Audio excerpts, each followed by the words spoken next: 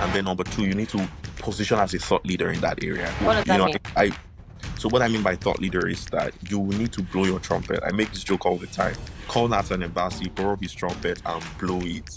Blow your trumpet, because we live in a society right now where we're in a global village. And my idea of being a global citizen is not until I've traveled from Nigeria to America. My idea of being a global citizen is the fact that I can have an idea here in Dublin right now, and my idea can permeate the corridors of global spaces. I was in Nigeria for for I started my work in Nigeria for 6 years. In that Yeah. 6 years, I only got one award. For the we're going to evil forest though. Like when I mean to help people, we're doing so much. Mm-hmm. I only got one award. When I traveled in between, in fact, I moved to England in September 2023. By December 2023, I'd already gone to the House of Parliament in the UK. I never had the opportunity to go to House of Assembly in Nigeria. I never had. Yeah, I think communication is a skill you must harness in 2025. You just cannot afford to not know how to communicate. It is Yeah. dangerous, and I mean, I've had to learn communication, the art of public speaking by Dale Carnegie. I bought that book when I was in my 300 level. You know, I was on a bus from Oja to Benin. They stopped at Lokoja, and everybody stops to buy rice, yam, akara. Anywhere I was going to was very heavy. I was the only person that returned to that bus with a book. 900 naira was the cost of that book. Mm-hmm. 900 naira. Until today, the book still has that ripple effect. Bring me to Obama, bring me to Bill Clinton, bring me to any of these people, right? I'm not intimidated to speak both intellectually and speak to inspire these people as well.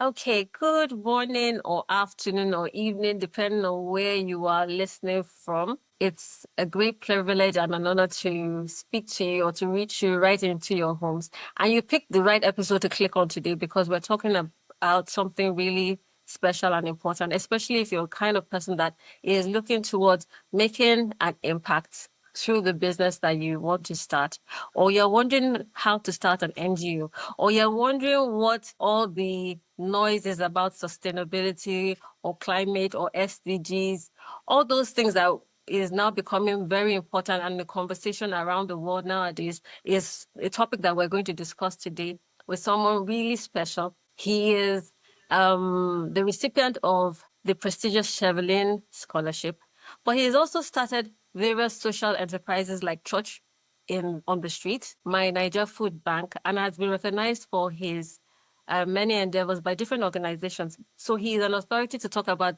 what we are going to discuss today. But without much further ado, let me allow him to introduce himself. Over to you. Thank you very, very much. It's a great honor to be here today. Particularly excited about the conversation around international development, sustainability, or even community development. And so my name is Itofa Ivarah, and a huge chunk of my work is in the area of international development and nonprofit sector. And so when I was 19 years old or 18 years old, thereabout, I started a nonprofit called Church on the Streets. I was in my third year in the University of Benin, Nigeria. Hungry, looking very, very malnourished. And I decided to take a leap of faith to reach out to all the children. I just had a burning passion in my heart to really want to give back to the community while I was still in the University of Benin. And so I had no idea that what I was delving myself into would chart the course of the next phase of my life. Started with one orphanage home, going to secondary school to talk to kids in high school, and then inspired into this organization. Got registered as a gift. It was free registration with God from a friend, older friend of ours. And that was when I realized that what I was into was a big deal. And from then on, inspired into, you know, career in international development. From then on, had the privilege to, work with the UN, had the privilege to consult with UNICEF, moved into the United Kingdom with my master's, worked with the One UK, worked with IRC. And from then on, it just became something that I became very passionate about. So I pivoted from just doing work in development to beginning to raise other social entrepreneurs across the continent in Africa. And so if you go through my LinkedIn articles, I'm mostly just trying to see how I can provide education, resources, and tools. And even the master classes and the workshops that I organize is to help many people who have a knack for social entrepreneurship or who are thinking of starting a nonprofit. How do you go about it the right way? went as far as writing a book called The Secret of Building a Nonprofit, and run the monthly webinar called the Social Innovation Masterclass. And since then, it's something I'm really passionate about: Africa, social entrepreneurship, and international development. Well, that's quite a handful. So maybe we should start by the definition of international development or social entrepreneurship for people that don't know. Yeah. And so I think the layman term so I'll try to break it down. Social entrepreneurship is a small canvas inside international development. And so international development is looking at the world from an international perspective, the interconnectedness of the world. How's the world connected? We look at it from that lens. And then we look at the issues that are plaguing this continent, mostly developing countries. And so when you have developing countries, you have least developing countries, low income countries, and developing countries. And so there's still a category that breaks it down. So in development, international development is saying, okay, what is happening globally? How do we measure what are the indices we use to measure that country A and country B are growing at the same parity, you are growing at the same pace? And so that's what my work really involves. So from looking at Nigeria as a case study, for instance, now where are we in terms of health? Where are we in terms of education? What can we do to move the country forward? And so conversations around policy, conversations around infrastructural framework, conversation around finance access are things that I help with, whether it's designing framework, whether it's advising government, whether it's working on policy papers or reviewing them, something that has to do with international development. And then social entrepreneurship on the other end is people that look like yourself and myself who look at the society and says, look, I think there is a business model in this place. There's no water in the community. What can we do to give water in the community? But we don't want to use the charity framework where we're just giving clean water to community. Is there a way where we could build a business model around it while solving a society problem? And so that's where my job comes in. How do we teach these people to build an institution from what they're trying to do? So I'll give you a case study, Charity Waters. I'm pretty sure you know Charity Waters. Do you know Charity Waters? Not well, but you can Okay. explain. Okay. Charity Water is an international nonprofit that basically works around Africa to give clean water to community. They built a very viable model where they give waters to communities, provide jobs in those communities. Aside providing jobs in the communities, they build a whole ecosystem that is not just solving the issue of water crisis in countries that are suffering, but it provides job. It builds and boosts the ecosystem of the economy. It empowers the women in the community. And so that's where I come in to teach, especially young people, established people. What you're doing is a really great cause, but you need to pivot from charity to social entrepreneurship. This is what social entrepreneurship is about. These are the gaps. This is what you can do. And I think that's the best way I could explain it. Okay. So for people that are trying to start things like that they're passionate about, they want to make an impact, but they want to make money as well. Do you think social entrepreneurship can allow them to achieve both profitability and impact, or they need to be specifically focused on the impact side? So if you had talked to me 5 years ago, I'll tell you, Omo, is to change the world, though. There's no profit in that. But I could categorically tell you that there is beautiful, and I could give you case study by case study. So I'm one of those people who you invite to come and speak. I don't like telling you pass by to aspire. I like to give you case studies, paper reviews, data to show you what's happening. I'll give you a very, very good example. I don't know if you know Blake Michalski. He's the founder of Tom's. Maybe you won't have a pair of Tom's shoes. I'm pretty sure you have. Everyone has a pair of Tom's shoes. So Tom's Okay, shoes, assuming I do. Go on.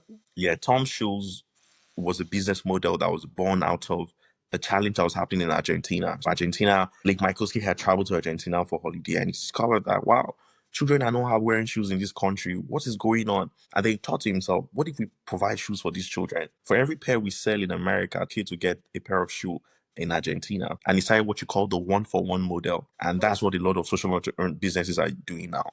If we sell two, you get one. But that's not even the interesting part of it. They started off by doing that model with shoes, pivoted to cocoa. So what they began to do is that, look, we will sell coffee in America. For every coffee you buy, we'll give clean water in Africa. They pivoted from that point and went on to eyewear.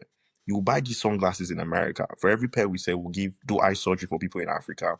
And what happened was that this one-for-one model grew to an extent where Blake Michalski, as of 2023, the company was valued at $300 million. Oh. Yes. And he sold the company for 300. You can Google Blake Michalski, the market valuation for Tom's. And that's just one framework that a lot of people can. And so for somebody who's listening to me and says, look, I want to build something that solves society problem, but at the same time, I want to generate revenue from it, then you need to think from the lens of social entrepreneurship. And I could recommend places you could start your journey on. You could subscribe to newsletters from the Stanford Social innovation review. And you get daily emails on what's happening in that sector, what are the opportunities, what are the trends that you could tap into. Follow a couple of people on LinkedIn. I recommend myself, and you could read about how to scale, how to build this viable idea, and how to scale it. Another example is a company in Uganda, I think Uganda or Kenya, called Solar Sisters. What did they do? They created a business framework where they realized that rural communities in either in Uganda were not getting access to light. So can we create solar panels or little solar devices, teach these women how to create it, and then they sell these devices, generate revenue as women. They're able to put their children in school. Economically, they are doing better. They are going up on the ladder. But at the same time, a critical issue is being solved: access to light. And so Solar Sisters right now is a company that's doing hundreds of millions of dollars in Uganda, doing very, very well. And so it's that ability to be able to find the connecting point between the problem you want to solve and how that ties into society, and also how that ties into revenue. So there are a lot of avenues and channels for that. So let's go a bit granular. So say I have an idea. How do I start? So do you want to start a charity or do you want to start a social enterprise? Let's say I want to start a social enterprise because most Nigerians like money. So they So it's very, very simple. Just when you do your normal market valuation, SWOT analysis, you need to do that. So let's use what can we use now? Let's start a restaurant business, right? Absolutely. In fact, Okay. there's a have you heard of Feeding India? No. So Feeding India came up with a business model called Happy Fridges. And again, I know society also impacts the type of innovation that can work. So on the street, you have fridge. You and I can go and put our food inside the fridge, and then have Feeding India would pick those food and take it to people that need it. And so what's the business model there? They are able to cut the cost of production. They are able to give the food to these people at the lowest level, and then those fridges becomes their business model that other people can buy and help them like a franchise. Right. Right. Okay. Another example is Food for Education in Kenya. Founded by Wawira Injuru, an African woman. What did they do? So if a plate of rice will cost you 100 naira, they will cover the cost through partnerships, receive funding, will cover the cost of maybe cover like 19 naira, parents will pay 10 naira. And they developed a technology called Tap to Eat. And so all the kids need to do, because Kenya has a payment system called M-Pesa. I don't know if you've been to Yes. Kenya Yes. before. I've not been to Kenya, but I've heard of Yes, M-Pesa. M-Pesa. So the M-Pesa system is like how you load up your phone. You can load up money. So parents can put M-Pesa into their device. And when the kids come to school, they need to do is tap the wristwatch. It's Tap to Eat now. So the business model there is the fact that somebody's covering the other cost while parents pay bare minimum. Where does the profit come in the food production, in the access to the revenue that the government would give, in international funding? These are ways to start, because you won't just start up and start to make profit. You need to build what we call social capital and sweat equity in the social enterprise, right? So But then that big okay, you need to proof of so concept. yeah, You so need to no, so build. let's I took you away from where you were going to. So let's come back to the restaurant Business. concept. Okay, so Okay, good. start from there again so that I So, can follow okay, you. good. For a business who, okay, there's right now there's hunger in Nigeria, right? I want to do restaurant business. How do I start off? Here's what I'm gonna do if I was in that person's shoe. I would go to a local community and get a piece of farmland, or work with a community that has a piece of farmland, right? And then what I'm gonna do is I'm gonna develop a framework where I am going to educate these people in the community how to farm better. They would now produce the crop that we are going to be harvesting. Those crops that we're harvesting would empower them. Number one, they have now better technical knowledge in agriculture. Number two, we're going to give them access to funding. Now, because of that, they can scale up what production they are making. What have we done? We've injected money into the community.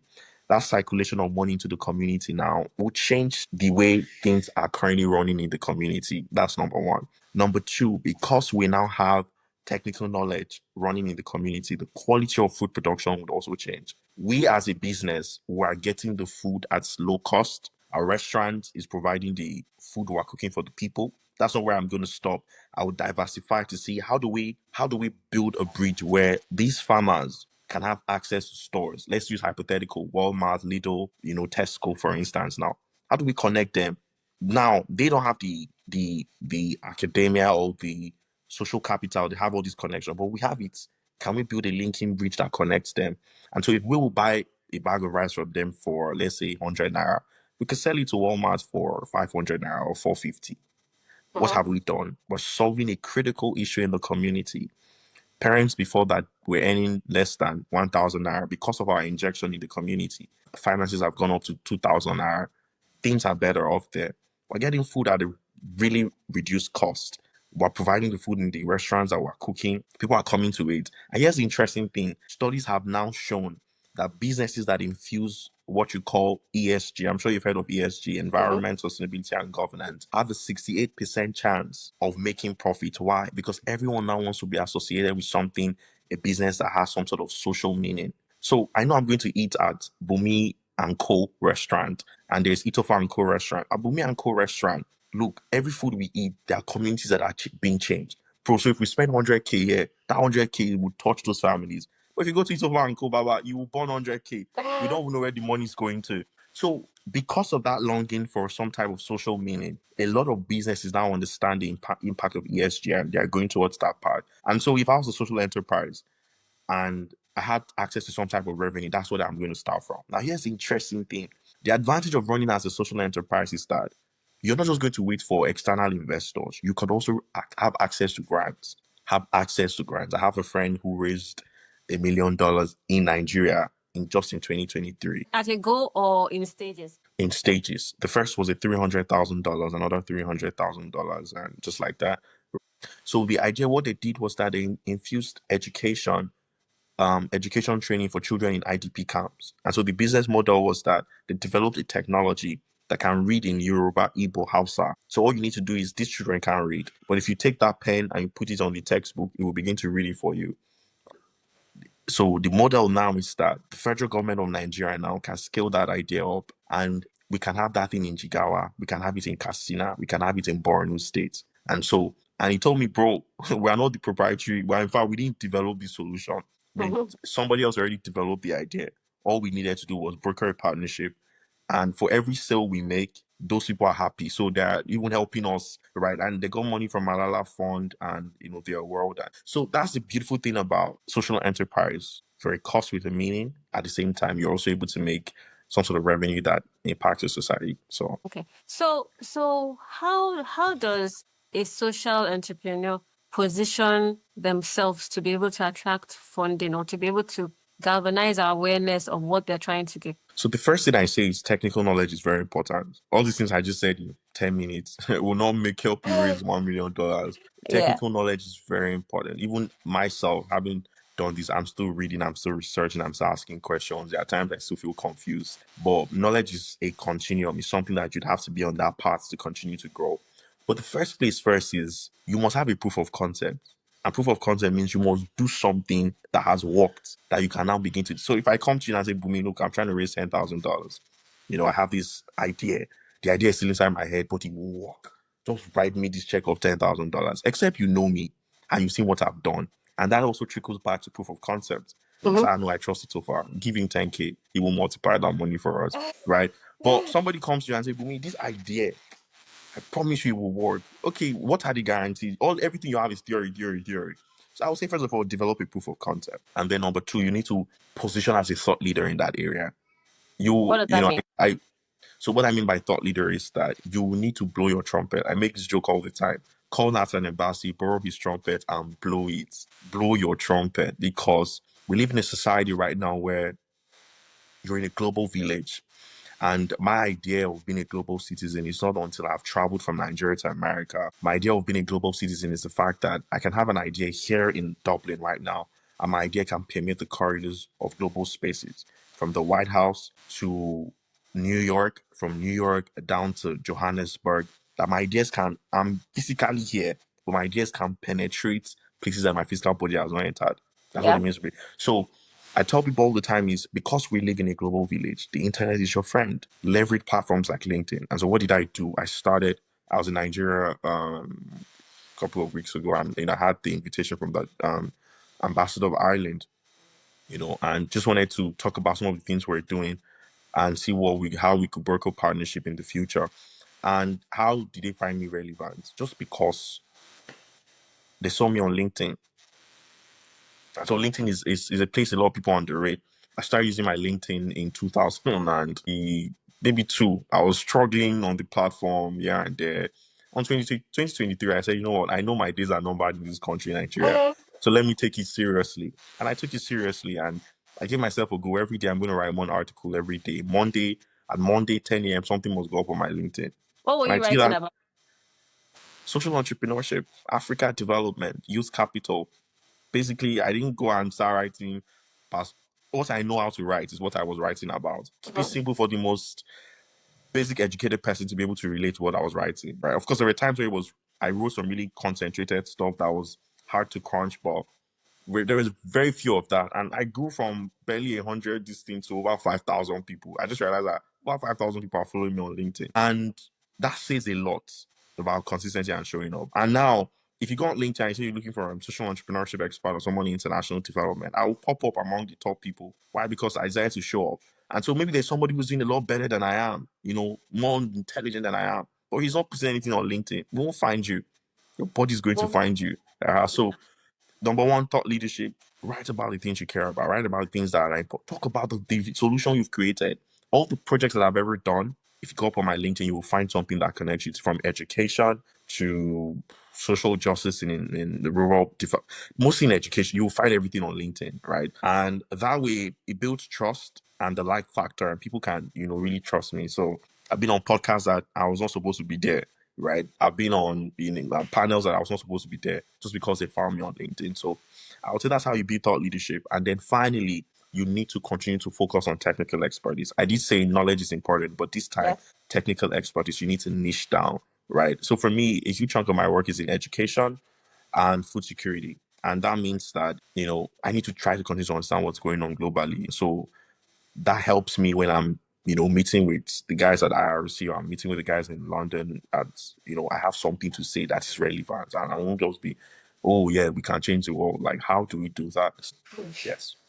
Okay. And so when you say capacity building and technical know-how, is that one of the reasons why you went back to school to get your master's? Or had you Oh, already? Okay, yeah. don't let me Yes. preempt you. Go ahead. Yeah, so in I finished my university in 2000. I was supposed to finish university in 2020. I ended up finishing in 2021 because of COVID. I went to a public university. We didn't have facility for what's it called now for you to have online classes. In fact, we didn't get any email or calls from the institution. We're just blank. And so at 2020, I began to ask myself, what's next? I have a degree in education. Am I going to end up as a teacher? What is next with my life? And one thing led to another. I'm a Christian. The Holy Spirit inspired the idea in my heart. International development. Researched about it, found out it was something critical. The next step was I couldn't afford to go and do a master's abroad. My parents couldn't afford it. And so what was the next thing? We began to explore pathways for scholarships and applied for the Chevening. And to the glory of God, I got it. And yeah, of course, went to England. We did 1 year, studied, and it changed the course of what I'm currently doing right now. I thought I knew so much, but when I did a master's, it changed everything, everything. And so, yep, that was part of it. And right now, also looking at exploring a PhD pathway where I'm trying to understand the impact of aid in the continent of Africa. In fact, I wrote a paper on the impact of foreign aid in Nigeria, and that was what my dissertation was on. So, yes. And you just brushed over the fact that you got a Chevening scholarship, but I want to backtrack because I mean, Yes. that's a very prestigious scholarship to get. I Scholarship know it is. many people apply but don't get it. So, what do you think was the crucial factor that made you successful in getting the scholarship? I think, first of all, I'm not just going to, God is number one. Yeah, There's that definitely. factor. God. I don't know if it's faith-based platform we're on, but I have to say that You God can is, say yes. I'm a yeah, Christian as well. God played a critical role. So let me give you context. 107,000 people applied in 2023 from in 2022, 2023, 107,000 people applied, and only 1,100 was selected. For Nigeria, only 45 people were selected out of the 14,000 that applied. So for you to be part of Well, 45 out of 14,000, your destiny has to be calling you seriously. And yes, so a I big. think one of the crucial factors is you must know your why. And I think if you've lived in Nigeria for a very long time, I don't know if that's where you're based or you go in and out, but if you live in Nigeria for a long time, you honestly will slip into survival mentality. And in survival, you just do everything because you need to get by. You don't know what your why is. And as a result, you can't have maximum input. How do I tell somebody I finished university in 2021 and this has happened in my life in 4 years? I just leaned into my why. And so that's number one. And because of what I was doing, and I was talking about it a lot, and I was investing in, I just don't want to be that guy that he does non-profit. I wanted to know the nitty-gritty of the work that I was doing. And so I tried to learn stuff that people my that were doing what I was doing were not learning. And so when I got to the interview stage, it went from an interview to a lecture. I was literally educating the people because they were so enamored by this young guy in front of them. And then I was very lean, my neck was long. So I Had you they were started enamored. posting on LinkedIn by that time, though? Yeah, yeah, yeah. I mean, if you when you have the time, or whoever is listening to this, you could check Itofa Ivarah on LinkedIn. I was just I was just talking about the work and everything, and yeah, and so they were really impressed. But what I discovered was that just before I left, because LinkedIn has a feature that tells you who's looking at your Yes, profile. yes. Mhm. I discovered that the guys had began to research me to validate whether my audio would match with my video. All the things that I was saying, was it really true? At that time, we had just launched a campaign for called Water for Life for families in Agatu community. So there's a community in Benue State called Agatu. There was a huge water crisis there. And we did a documentary to amplify the stories of these families, and it got over 20,000 views on YouTube. And so when I told them about that and how that campaign had drawn attention to the community and led to some development there, they went to research it. Is it true? And when I got the email that I got selected, I said, I'm grateful, God, but I know this is also an invitation to a higher assignment. So yes, yeah. So know your why if you're applying. Number one, and number two, you need to also mm, be very, very, very, very bold, confident. Know what you are doing. Don't just pass by to aspire your way. Like know what you're doing. That way, it would really open doors for you. Fantastic. Okay, and so I imagine that being a recipient, being a master's from abroad also must have helped or is still helping the various endeavors that you have started or are doing right now. So would you if you were advising someone of a framework, as in this is the framework, just copy this. There's a God factor, but these are the steps that you need to take to get to where I am or to get even further. Would you say a master's, especially a foreign one, is one of them, especially as international development is something more global than local? Or do you think the same traction that you have achieved can be achieved even without going abroad or still having a master's? I don't think so. I do not think so. I don't think. Okay, let me give you context. Uh-huh. I was in Nigeria for six whole for I started my work in Nigeria for 6 years. In that Yeah. 6 years, I only got one award. For the we're going to Evil Forest though. Like when I mean to help people, we're doing so much. Mhm. I only got one award. When I traveled in between, in fact, I moved to England in September 2023. By December 2023, I'd already gone to the House of Parliament in the UK. I never had the opportunity to go to House of Assembly in Nigeria. I never had the opportunity. I never So even went close. So just to interject, all these places that opened up, were they opening up because of the work that you had done in Nigeria that you were able to publicize in the UK where you were, or it was as a consequence of being in the UK, studying abroad, having a scholarship, or the achievements that you did while you were in UK? So Expansion. two things played a critical role to that. When Okay. I was leaving Nigeria, I asked myself, okay, because man, I'm not just going to go and study and get a degree. Something must touch me. Something must touch. Either I touch something or something touches me, but I'm not just going to go and get a degree. Yeah. And so at that time, I had from an older friend of mine who had worked with Mm-hmm. one, I saw that they had an opening and it was a volunteer role. It wasn't a paid role. I said, yeah, I'm going to apply for this thing. I will Mm-hmm. apply. I don't care what it. So I did the application. I got scheduled for an interview, and by the grace of God, if you bring me for an interview, you can't say no to me because I have sweet mouth. I got into the interview. In fact, when I did the interview that day, they said, "Congratulations, Itofa. You've been selected to be part of our one UK ambassadors." Yeah. And so what we're going to be working on was an area of poverty, policy design, and policy implementation and global citizenship education. And so one at that time, their mission was they were raising money for Africa. They were doing things with global citizens, their world. So I did that application in fact, I landed in the UK on a Thursday. On a Saturday, I had a return ticket to travel already. I'd just landed. I said, God.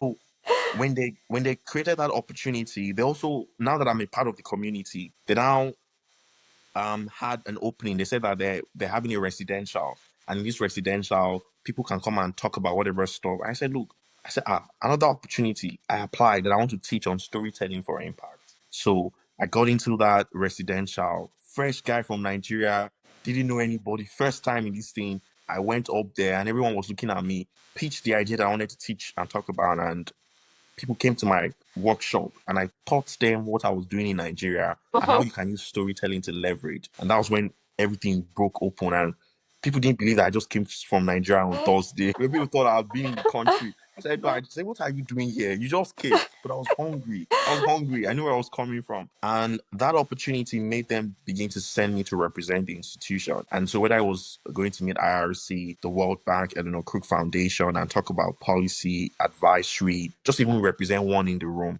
they were always sending me, and that opportunity just open. So, and I think what also happened was that because I was, as it's happening, I'm dropping updates, I'm talking about, and Uh-huh. I'm not just dropping, I'm happy to announce that I was here.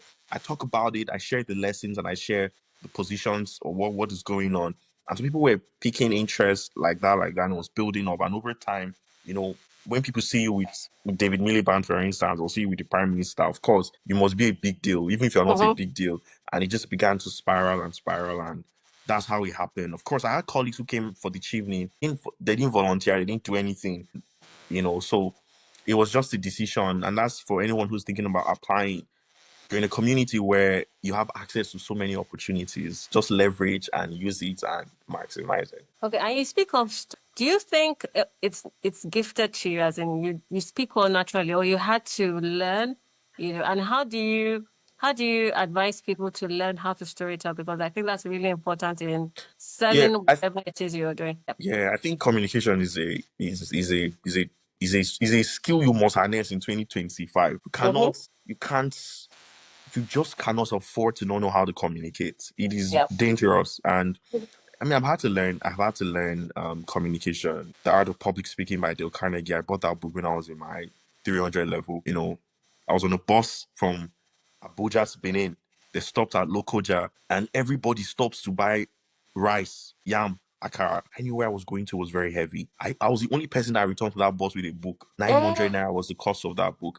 Mm-hmm. 900 naira.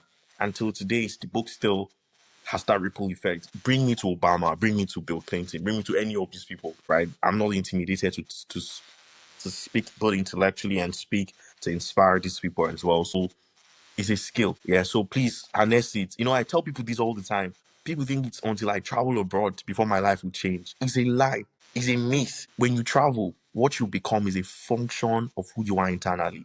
So if you're a mediocre in Nigeria, when you travel, you will become a global mediocre. But if you're somebody who in Nigeria, you have an understanding that I don't have all these opportunities. Now that I'm traveling, I'm going to go with hunger. And that's what will happen to you too, right? For people who are very privileged, it's a different ball game. But for Yeah. people who don't have resources and you just have the once in a lifetime opportunity, I beg you in the name of God, once you move, start forcing yourself before you even move to develop yourself and so that you can look and tap into all the opportunities that come your way. Okay. So apart from the Dale Carnegie book that you read, Yeah. what about, because you can read a book, but you need to practice to Yeah. speak. So Yeah. what did you do? How do you? So I have a very interesting story. So when I was a uni band, Mhm. because I came from a fairly, I won't say I came from a middle income family. My parents, God bless them, but they tried their best. But one of the things they prioritized was education. Yeah. And so if the school fees was 30,000, they would try as much as we can, borrow money to put us there. I think that played a very critical role in my foundation, right? But in terms of communication, when I was in uni, Ben, I'll get up in the middle of my room. I'll say, oh, thank you so much, everyone. I had a great flight from London. I'm so happy to be here today to to talk to you. That's my beautiful wife over there. I was just practicing inside the room. There was no passport in sight. There was no visa in sight. But for some interesting reason, I would just be talking in the room and practicing where I was going to. And eventually, when it became my reality, and I can actually say I had a great flight from London to, to come and talk to Okay. people, I'd already practiced before I got here, right? So, but for me, like my wife knows this very well. Like, I love to learn new stuff. I'm not saying it's fun, it's exciting. Like, I started a new routine in March. I have to read 10 pages every day, every morning, 10 pages. And I'm currently reading Conquest of the Mind by David Ellis. So I do that. And what that does is that it creates an alteration in your mind, in your thinking process. I'm sure you know this already in neuroscience, it's what you call neuroplasticity, where every time you learn something new, there's a new neural pathway that forms in your brain. And so the reason why certain people have a lot of vocabulary in their pockets is because they've read so many things. And the why a lot of people have very limited vocabularies because they're not really reading. And so that neural pathway is not there. And so I try as much as I can to do that. Yeah. So yes, that's one of the things. Okay. It makes sense though, because the more you have stored up, the more you can say. So no matter how good an orator you have, if you don't have the stuff, you don't have the stuff. There'll be very little you can say for a long period of Absolutely. time. So Absolutely. that Absolutely. makes a lot of sense. Yes. Okay. Okay. So let's zero down to some of the things you've done in Nigeria. So you started church. Is it on the street On or in the street? church on the street. Church on the street, and then my Nigeria food bank. My Though Naija food bank. my Naija food bank. So those two enterprises, are they still running as you are in UK? And how do Absolutely. you how are you able to manage it from there? Yeah. So I wrote an article on my LinkedIn called The Founder Syndrome. So anybody can who's what I'm about to explain, you can go and read about it. When you start a social enterprise and you build it around yourself, it is very risky. That's why in Nigeria we don't have a lot of institutions. You see a company like Walmart, they tell you that they are 800 years, 80 years, and because it's not built around the person, it's built around certain principles, ideologies, and frameworks that guide operation. And so when we started Church on the Street, yes, I was the founder. Yes, I was the CEO. At the early phase, I was the one running the account. I was the one running social media. I was the one running everything. Everything was me. But over time, we began to delegate roles to people. And so when I was moving, we already had a COO already. I just had to step down from my my role and we had a COO, we had a director of people and partnership, we had director of communication. Those are the three things you really need to run an organization. And so those guys manage this stuff. If there's a challenge that they cannot handle, they just get back to me and I'm able to advise and say, do this. And every time someone takes up a role, we encourage you to mentor someone that could fill up that role. And so when I was CEO, chief CEO, what I was doing was working with other people, you do this is how you write this is how you develop this proposal, this is how you make that presentation. No, don't post this like this. And so that way, these guys had some sort of inclination of where we're going to. And so when I was stepping down, we gave someone else the CEO role. And as I'm still fully in the team working, as even right now, we just launched a program called Aspire. It's called Okay. Acquiring Skills, Progress, Independence, and Reading. And so what we're trying to do is, do you have any idea how many widows are in Nigeria? So there are about No. 3.5 million widows in Nigeria. And Wow. if I use social maths to explain that to you, a stadium can carry 8,000 people. 80,000 people. If you fill 30 stadiums up, that's the total population of widows we have in Nigeria at the moment. And especially for those ones that are not really from a fairly background that's doing very, very well, what we've Mm-hmm. noticed is that economically they become very disadvantaged and the impact is that it trickles down to the children. And so we thought to ourselves as an organization, what can we do to help this demography? And we said, you know what? For the first time, let's launch an adult literacy workshop. And for 3 months, we're going to run the adult literacy workshop. But it will not be your conventional adult literacy workshop. What we're trying to do is infuse technology, infuse emotional and social behavioral curriculum into the program, infuse financial education into the program, and also infuse a bit of faith and spirituality into the program. And at the end of the day, we plan to give micro grants to these women, establish them, monitor them for 6 months, and do an evaluation on their impact. Now, the reason why this is very important is because we know that if we impact these women, it will touch their children. Yeah. Now, data has shown us that an average widow has about 3 children. If there are 2.5 million widows, that's 7.5 million children. Mm-hmm. If they are not academically sound or literate, that's 7.5 million children that educational outcome will be impacted. So we can't reach 7.5 million people. We don't have that type of money, but we plan to one step at a time do it. And so projects like that, we come up with the concepts, we have people on ground to run it. We trust God for resources and we just keep investing and going. So yes, we're going. Fantastic. Okay. So what are some of the trends you see? Because you've been in Nigeria for a while, you're in the UK now. Um, Trends in terms of social entrepreneurship, international development. What are the trends? So, first of all, I mean, I'm sure you follow the US aid story. Money's being cut off. I would like to ask you this question. What's your take on aid?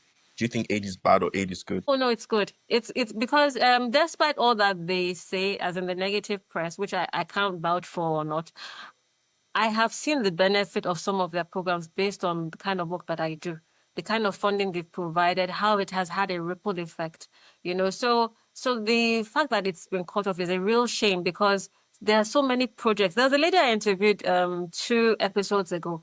She's the technical partner for AWE. It's Academy for Women Entrepreneurs. And they were funded by USAID. And now she's having to find new donors to sponsor a program that had so much benefit. And she's one out of many people that benefited from this institution. So it's a shame. It really is.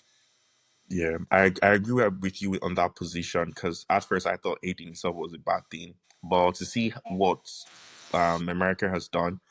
Again, if you also look at it from the flip side, right, there's also been a lot of mismanagement, right, in terms of certain. So when you ask me for trends, what I've seen is that a certain demography was not being reached, and America caught the fragrance of it. That look, some people are just collecting money, do photo ops, and we're not seeing the impact or significance in the lives of these people in Africa. I mean, if you really check it, you go down to the nitty gritty of some organizations that have received hundreds of millions, you realize that it's not really reflecting. So when you say trend, there's that part, aid being cut off. There's also the part where a lot of people are now beginning to. I mean, I was reading a paper yesterday that talks about new donor pathways, and they're advising nonprofits to begin to look at the Foreign Commonwealth Development Office of the UK that eventually changed the Department of for International Development.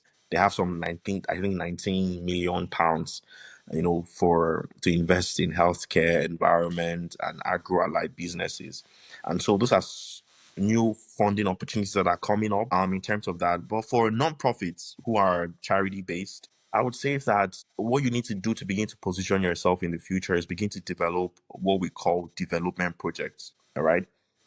Charity is fantastic. I will continue to do charity. I will continue to feed families and that stuff. But as a part of your program, find ways to develop things that are development related. And what I mean by development related, where it's not just a one-off thing. It can be self-sustainable. And I did a masterclass just a couple of days ago on how funding and technology interrelate and how you could raise money through that. Most founders want to see how you're infusing technology into your work. And so for future trends, that's what nonprofits should begin to look at. For social enterprise, that's what you need to begin to look at.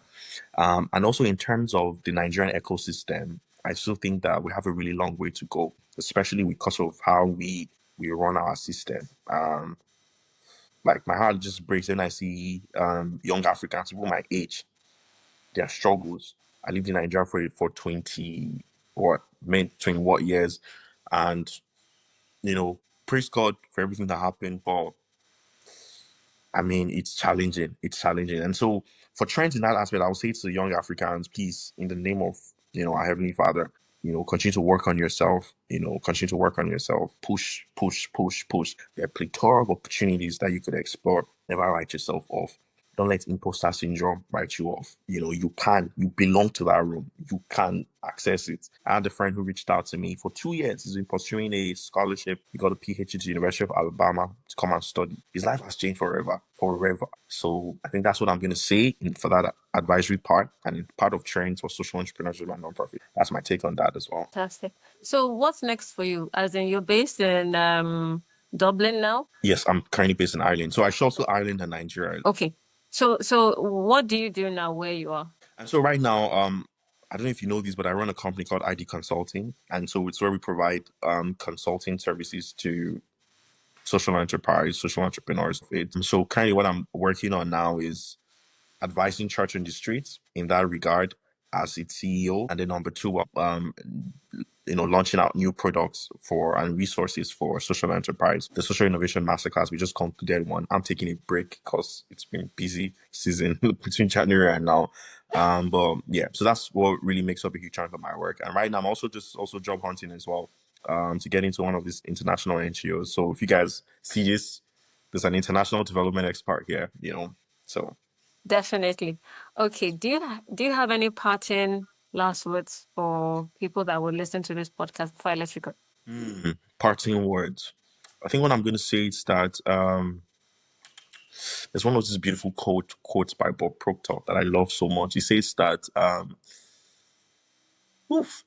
can't remember the exact words, but I'm going to say this one: broken crayons still color. Broken crayons still color. And what that means is that you know doesn't matter where you are right now in your journey, in your story, just understand that something beautiful can come out of it. But as long as you don't give up, as long as you don't hand in the towel, something magnificent can come out that can shape humanity.